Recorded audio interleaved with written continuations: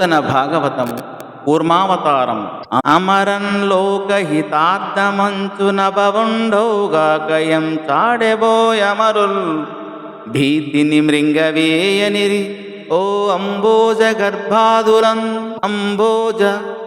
గర్భాదులందముగా వన్హర లెమ్ములెమ్మనిరి ఓతా జ్యోతి కన్గంటనయ్యమ ప్రాణేశ్వరునిట్టు మృంగుమని అయ్యుగ్రానల జ్వాలలన్ భయం చెంది అమరత్వం కోరుతున్న దేవతలు ఆలాహలాన్ని మృంగు అని కోరారే అనుకో.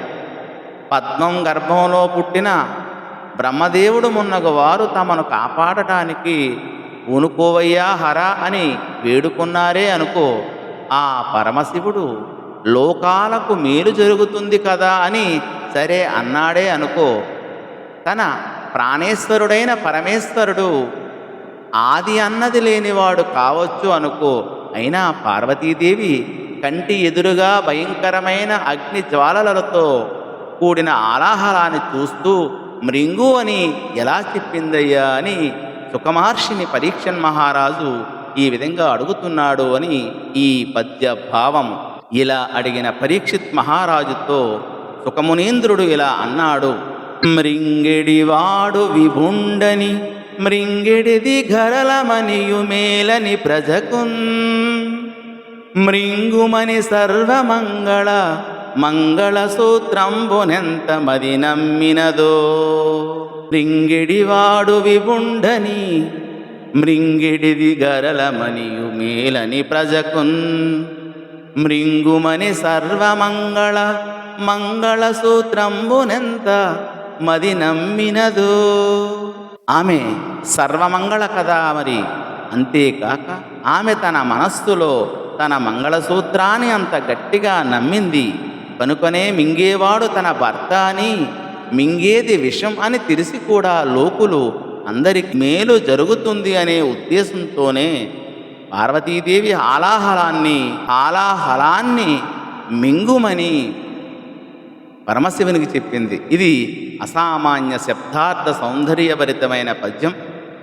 శివుడు లోకాలన్నీ దహించేస్తున్న ఆ హాలాహలాన్ని మింగాడు అనగానే కాపాడమని అడిగిన గొప్పవాళ్ళు బ్రహ్మాది దేవతలు కనుక లోకమంగళం కోసం మింగాడు. సరే మరి ఆయన భార్య అడ్డుపడకుండా ఎలా ఒప్పుకుంది? భార్య తన భర్త ఇంతటి సాహసానికి పూనుకుంటే చూస్తూ ఊరుకుంటుందా? అందులో ఈవిడ భర్త శరీరంలో సగం పంచుకున్నావిడ. ఇదే అనుమానం పరీక్షిత్తు అడిగితే సుకుడు చెప్పిన సమాధానం ఈ పద్యం. మృంగు మృంగు అంటూ ఎలా ధ్వనిస్తుందో పూర్ణానుస్వర పూర్వక గకార ప్రాస అటు పక్క ఆ కరళానికి మంగళ అంటూ సమాధానాలను వేసిన తీరు పద్యానికి ఎంత అందాన్నిచ్చిందో. మరలా ప్రయోగించిన గళలు మింగటంలో గళంలోనే ఆపేశాడు అని.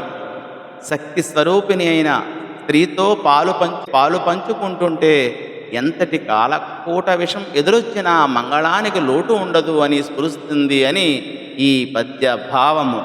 ధన్యవాదములు.